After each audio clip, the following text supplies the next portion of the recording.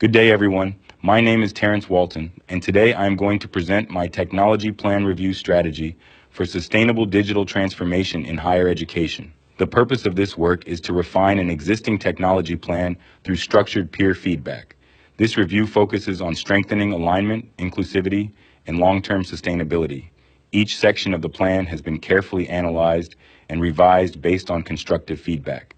As a result, the final plan is not only academically rigorous, but also practical and applicable within real institutional contexts.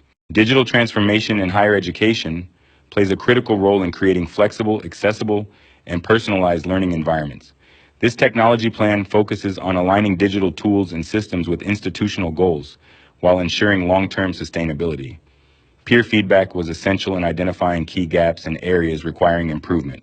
It contributed to enhancing the clarity, relevance, and practical applicability of the plan. This review strategy ensures that the revised plan effectively responds to stakeholder needs and aligns with current best practices, ultimately strengthening its impact within modern digital learning environments. The primary goals of this technology plan center on improving access, engagement, and long-term sustainability within higher education. The plan aims to ensure that all students have equitable access to essential digital tools and learning resources. It also supports faculty through structured professional development opportunities that enhance teaching effectiveness. Additionally, the plan emphasizes the use of data and analytics to inform decision-making and continuous improvement. Overall, it promotes the development of inclusive and accessible learning environments that address diverse student needs and contribute to sustained institutional success. Overall, peer feedback highlighted several strengths in the technology plan, particularly its clear structure and well-defined phased implementation approach. Reviewers also recognized the effective integration of analytics and sustainability strategies, which support long-term institutional goals. However, they identified key areas for improvement, including the need for stronger alignment between identified challenges and proposed solutions. In addition, greater use of institution-specific data and more detailed implementation strategies were recommended. This feedback provided meaningful direction for refining the plan, making it more practical, actionable, and responsive to real-world institutional needs. Feedback on the needs analysis focused on two main concerns. First, while the plan identified equity gaps such as device and internet access issues, it did not clearly provide solutions to address them. Second, the analysis relied too much on general data instead of institution-specific information. Reviewers noted that without localized data, it is difficult to fully justify the need for the plan. These insights highlighted the importance of connecting problems directly to actionable solutions and using relevant data. In response to this feedback, several important revisions were made. The plan now includes specific strategies such as device loan programs, mobile hotspot lending, and offline learning options. These directly address the identified equity gaps. Additionally, institution-specific data such as LMS usage reports and student surveys will be included to strengthen the analysis. These changes make the plan more realistic, actionable, and relevant to the specific institutional context. The planning section was generally strong, especially the phased implementation model. However, reviewers noted that change management processes needed more detail.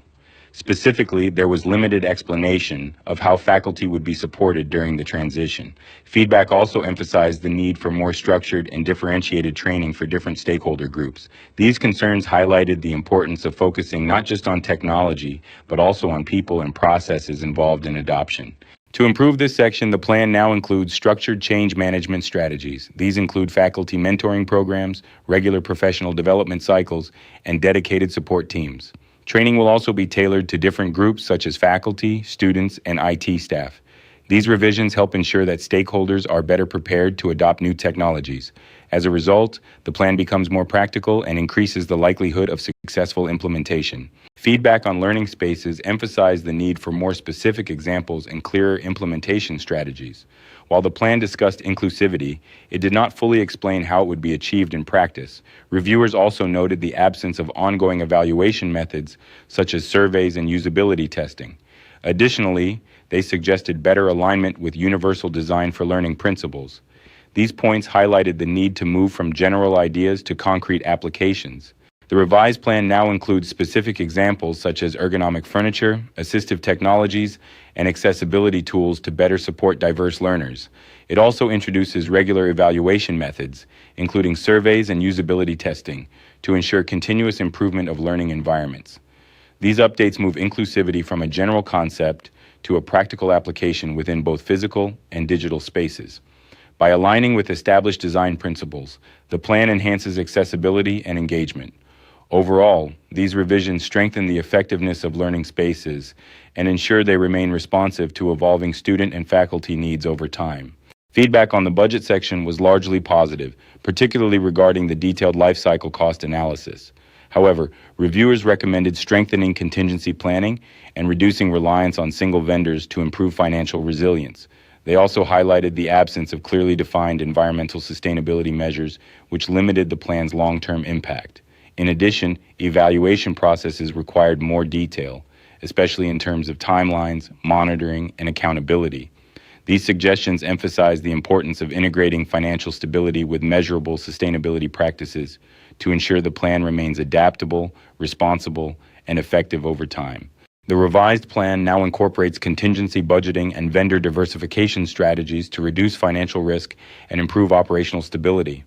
It also introduces environmentally responsible practices, including the use of energy-efficient technologies and carbon tracking measures.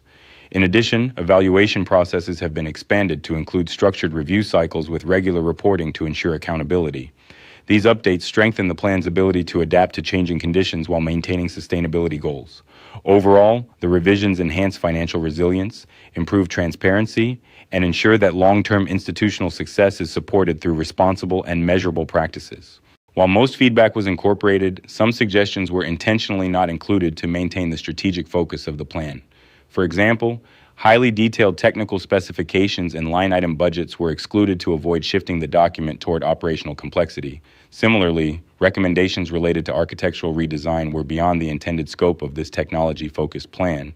These decisions were made to preserve clarity, flexibility, and overall coherence. By prioritizing strategic direction over excessive detail, the plan remains accessible, scalable, and aligned with its primary purpose while still effectively addressing the most critical concerns raised. In conclusion, peer feedback played an essential role in strengthening this technology plan by improving its alignment, clarity, and overall effectiveness. The revisions introduced more practical and targeted solutions, particularly in addressing equity gaps and supporting diverse stakeholder needs. In addition, the inclusion of clearer evaluation processes and measurable sustainability strategies enhances the plan's long-term impact. At the same time, maintaining a strong strategic focus helped preserve clarity and scalability without unnecessary complexity. Overall, this review process resulted in a more balanced, realistic, and actionable plan that effectively supports sustainable digital transformation in higher education institutions. Thank you.